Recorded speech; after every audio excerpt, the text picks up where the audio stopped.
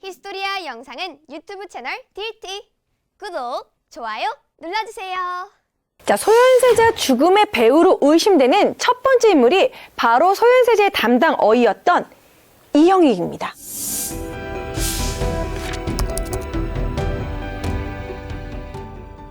이 의관들은 세자의 병을 학질로 진찰한 이후에 세자에게 침수를 시행하였고 그 다음날 세자가 죽게 된 거죠. 그럼 딱 봐도 그 침 문제 아니? 너무 뻔하지 않나요? 침에 이렇게 뻔할 수가 침을 있어요? 독을 찍어서 했나? 네, 독침 제가 봤을 때. 독침을. 예. 닌자 느낌으로 이렇게. 네, 이형익이 일부러 침을 잘못 놓았는지는 알 수 없지만 이형익이 불에 달군 침을 사용하는 번침술을 사용했다라는 걸로 유명합니다. 인조는 이형익에게 침을 맞은 후 이형익을 총애하여 자주 찾았다는 기록이 있을 정도입니다. 실록에 보면 인조가 여러 번 이형익에게 침을 맞거든요. 왕이 자주 찾을 정도니까 잘하긴 잘한 거잖아요. 실력이 그래도, 예. 네, 그런데 실록에서는 그의 진찰 능력에 의구심이 드는 기록도 찾아볼 수 있습니다. 자, 관련 기록 우리 나태주 씨 읽어주세요. 네. 이형익은 스스로 기이한 방법과 신통한 비결을 사람들에게 자랑한 지 오래되었습니다. 사대부들 중에 그의 침수를 쓰는 자가 있으나 일일이 효험을 보았다는 말을 듣지 못하고 더러 해가 따르는 것을 신들 중에도 목격하여 아는 자가 있으니 그 침술이 괴이하고 허탄하여 믿고 쓸 수 없음이 분명합니다. 뭐죠? 그럼 인조한테는 잘 맞았던 거고 그리고 소현세자한테는 안 맞았던 건가요? 이거 뭐 그냥 제 지레짐작입니다만 허접한 사람은 아니었을 것 같단 말이에요. 왜냐면 이게 무슨 병원장이 아니라 왕을 진찰하는 사람인데 그쵸. 일단 아무리 누가 들이밀려고 해도 왕이 난 얘는 변론이라 그러면 끝인 거잖아요. 근데 왕이 계속 받아들였다니까 실력이 안 좋은 사람은 아니었을 것 같긴 한데 밀어주는 사람은 있었을 것 같아요. 이형익을요? 이형익을. 아하. 어쨌거나 기회를 만들어준 그렇죠. 사람은 있을 것 같단 말이죠. 그러면 이형익이 어떻게 궁에 들어왔는지를 얘기해 보면 되겠죠? 네. 이형익은 인조의 후궁 소영조 씨의 사가에 출입하던 의원이었습니다. 소영조 씨의 추천으로 어이가 됐어요. 그런데 문제는 특채의 결정적인 역할을 한 소영조 씨는 세자와 세자빈 강 씨와 불화가 심했던 인물이었다는 거죠. 소현세자 죽음에 배우로 의심되는 두 번째 인물이 바로 소영조 씨입니다.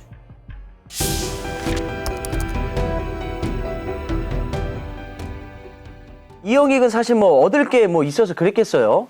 근데 불화가 심했다면 요건 또 소영조 씨한테 또 이렇게 눈길이 가네요. 그러니까 이 소영조 씨라는 사람이 네. 만약에 정말 그 이형익을 움직일 수 있을 정도로 네. 강력한 후견인이었다면 이게 그 전제가 깔리는 거죠. 네. 그러면 할 수 있다 이건데 아니 이거 왜 사이가 안 좋았던 거예요? 소영조 씨는 정묘호란이 발발한 지 3년이 지난 시점에 인조의 후궁이 됐는데요. 그러니까 두 번의 호란을 거치면서 좀 자괴감에 빠진 인조를 위로해주면서 인조의 사랑을 독차지한 인물입니다. 자, 여기 보시면요. 소영조 씨의 아들이 있잖아요.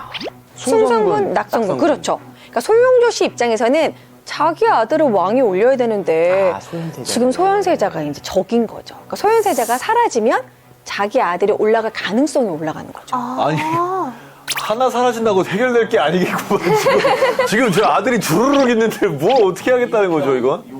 이제 소현세자가 일단은 1인자이기 때문에 일단 소영조 씨 앞에는 이제 눈에 가시같이 이제 계속 걸리는 있겠죠. 겁니다. 그렇죠. 소영조 씨는 세자와 세자빈 일파를 끊임없이 모함했다고 기록에 남아 있습니다. 자, 관련 기록 A씨야 읽어주세요. 네.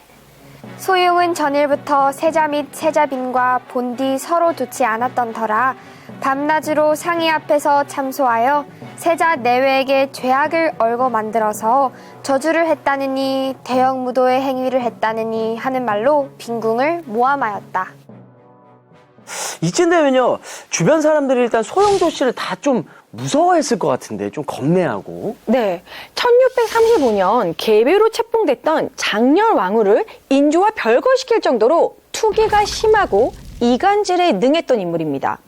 1643년 궁에서 저주 사건이 발생하게 되는데요. 다른 후궁이었던 상궁 이씨가 궁녀를 시켜서 소용조 씨를 저주했다라는 거예요. 이제 기록을 보면 소용조 씨가 상궁 이씨를 모함하기 위한 자작극이었습니다. 자신의 이익을 위해서는 어떤 일도 벌일 수 있는 무서운 인물이었던 거죠. 아, 그러니까 이분이 저주 스페셜리스트예요. 그러니까 자작극도 벌일 수 있는 거지. 그러니까 이분이 워낙 그쪽에 정통하신 분인데 어쨌든 이제 어이가 단독으로 했을 가능성은 없고 아까 제가 말씀드렸던 네. 누가 이익이 생기느냐. 그렇죠. 의 측면에서 봤을 때는 소용조 씨가 어이를 조종했을 가능성이 제가 봤을 때는 그런 네, 느낌. 저도 그렇게 생각해요. 차라리 굳이 얘기한다면 그 가능성이 높을 것 같아요. 네네네네. 그럼 세 번째 인물은요? 소용조 씨보다 더 의심스러운 행동을 하는 인물이 있습니다. 네? 소현세자의 죽음의 배우로 의심되는 세 번째 인물, 소현세자의 아버지 인조입니다.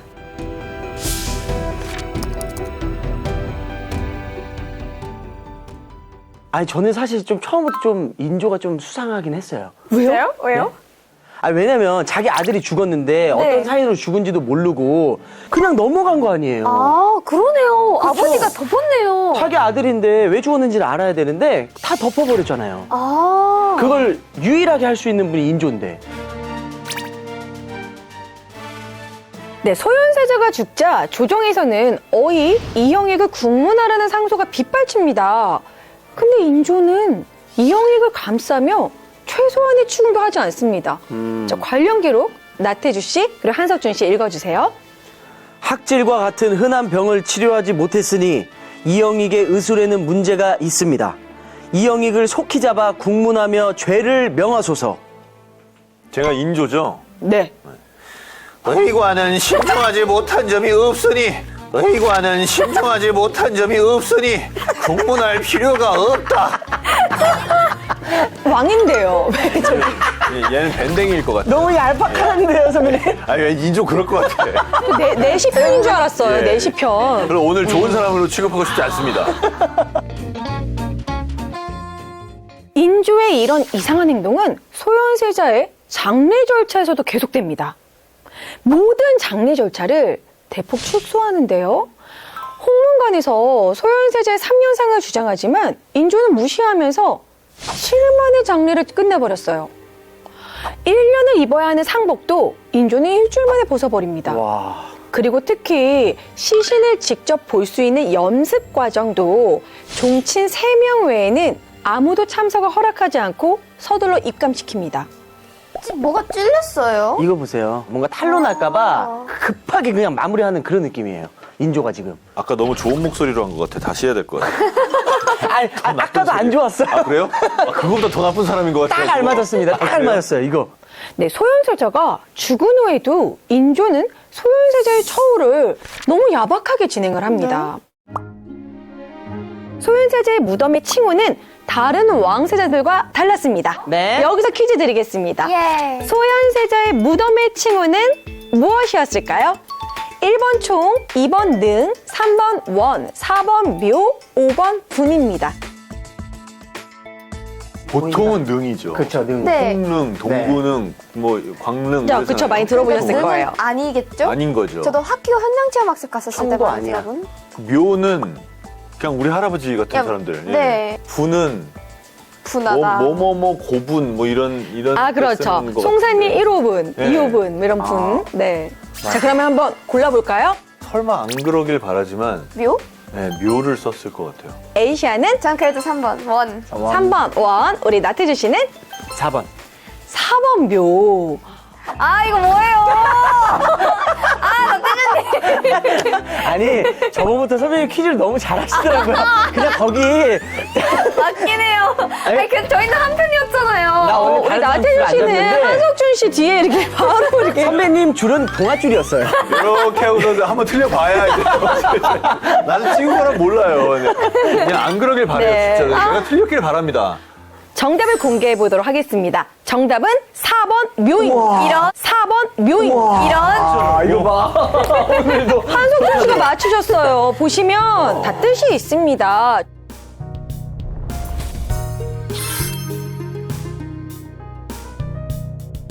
그 원래는 원이었어야 되는 그렇죠. 거예요. 원래는 원이어야 네. 되는 거죠. 아, 근데 어떻게 묘라고 할 수가 있죠? 네, 이렇게 소현세자의 무덤은 세자의 무덤에 붙여지는 원이라는 칭호 대신 묘를 붙여 소경묘라고 불렀습니다. 의문사한 아들의 무덤을 사대부의 무덤처럼 격화시킨 거죠. 하지만 1870년 고종이 소경묘를 원으로 격상해서 지금은 소경원으로 불리고 있습니다. 지금 얘기를 들어도 인조가 소현세자한테 너무했다는 그런 생각이 드는데 그 당시 소현세자의 가족의 마음은 얼마나 아팠을까요? 찢어졌겠죠. 사실 소현세자 문제보다 더 심각한 건 소현세자의 가족들 문제였어요. 왜요? 세자가 독살당했다는 의혹이 커지자 네. 세자궁의 관원들은 소현세자의 맏아들 원손을 세자로 빨리 책봉하자고 주장합니다. 하지만 인조는 대신과 정부 관료들이 모인 자리에서 폭탄 선언을 합니다. 관련 기록 한석준 씨 읽어주시죠. 자, 아, 인조죠? 인조빙이. 네네. 인조예요, 선배님. 인조입니다. 인조. 인조입니다. 더 기대하고 있습니다. 나빠졌어요. 나에게 오래 묵은 병이 있어 이따금 심해지고 원소는 저렇듯 미약하니 내가 오늘날의 형세를 보건대 원손이 성장하기를 기다릴 수가 없다. 원손이 아닌 대군을 후사로 세우고자 한다. 아니, 듣고 보니까 좀 이상한 게 조선은 원래 그 장자승계가 원칙 아니에요? 근데 이거는 뭐 기다렸듯이 뭐 자기 마음대로네요, 그냥, 인조. 그러니까요. 네. 조정의 대신들도 가만히 있지는 않았을 것 같아요. 그렇죠. 당연히 반대가 잇따랐지만 인조는 뜻을 굽히지 않았고요. 결국 인조의 둘째 아들 복림대군이 세자로 결정이 됩니다. 와. 근데 이 정도의 진행 상황을 보면 독살의 집행은 어이가 했다 하더라도 네. 어이의 뒤가 막강했겠다. 결국은 인조였겠구나라고 생각이 되네요. 그리고 저는 이제 소영조 씨가 처음에는 제일 유력했는데 지금 또 생각해보니까 인조하고 소영조 씨하고 같이 합심을 해서 또 이뤄낸 일이지 않을까라는 생각도 들어요. 자, 소영조 씨가 소현세자의 아내 강빈을 그냥 놔둘 리가 없죠, 이제. 저주 사건을 벌여서 강빈을 모함하는데요. 아무리 강빈의 궁녀들을 조사해도 아무것도 밝혀내지 못합니다. 하지만 얼마 뒤 인조의 수라상에 독이 든 전복구이가 오른 사건이 발생하게 돼요. 강빈에게 혐의를 돌렸고 결국 강빈은 사조로 쫓겨난 후 사약을 마시게 됩니다. 그냥 강빈을 죽이려고 작정한 거네요. 진짜 소현세자 가족들에게도 너무한 것 같아요. 소현세자 자식들은 어떻게 됐나요? 소현세자와 세자빈 강빈 사이에는 3명의 아들들이 있었습니다. 네. 석철, 네. 성린, 석견이 있습니다. 인조는 이 세 아들까지 죄를 확대해서 에? 제주도로 유배를 보내게 됩니다. 자, 이때 석철은 12살, 그리고 성린은 8살, 석견은 4살이었어요. 너무 어리다. 너무 어렸죠. 아니, 사실 진짜 엄마 인조 없이. 너무하네. 애들한테. 그러니까 엄마 아빠도 없는데 이제. 네, 너무 어린 나이에 제주도로 간 형제들은 결국 풍토병에 걸려서 아이고. 석철, 성린 모두 유배지에서 사망하게 됩니다. 얼마나 안타까웠으면 인조의 처사를 개탄하는 글을 인조실록에 덧붙입니다. 우리 한석준 씨 읽어주세요. 석철이 강빈의 아들이긴 하지만 성상의 손자가 아닌가. 할아버지와 손자 사이의 지친으로서 아무것도 모르는 어린아이를 풍토병이 있는 제주도로 귀양 보내 결국 죽게 하였으니 그 유고를 아버지의 묘 곁에다 장사 지낸들 무슨 도움이 있겠는가. 슬플 뿐이다. 꼭 그렇게까지 소현세자 가족을 다 죽여야만 속이 시원했냐? 진짜 그 말 하고 싶다. 진짜 가만두지 않을 터다. 가만두지 않을 거야.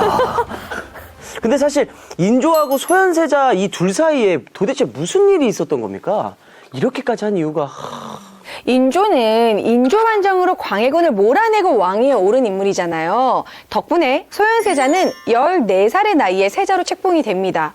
그 후 둘의 관계에 대해서 눈에 띄는 갈등은 없었어요. 오히려 병자호란의 역경을 겪으면서 애틋한 면모까지 보였습니다.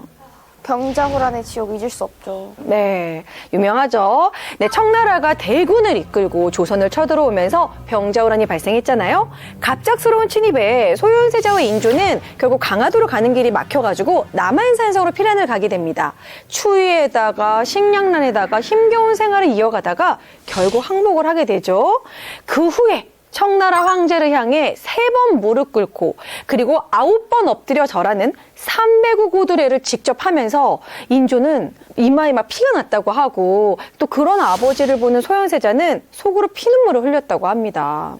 이 병자호란이 끝나고 나서 청태종은 자신의 공덕을 세운 기념비를 세워달라며 조선에 강요했고 결국 삼전도비가 세워지게 됩니다. 송파 지나가다가 이 삼전도비를 보면 참 마음이 씁쓸하더라고요. 네. 굴욕의 역사잖아요. 자, 그래서 1895년에 청일전쟁에서 청나라가 이제 패하잖아요. 이때다. 그래서 결국 고종은 삼전도비를 강물에 수장시킵니다. 하지만 일제강점기에 조선총독부에 의해 다시 세워지게 돼요.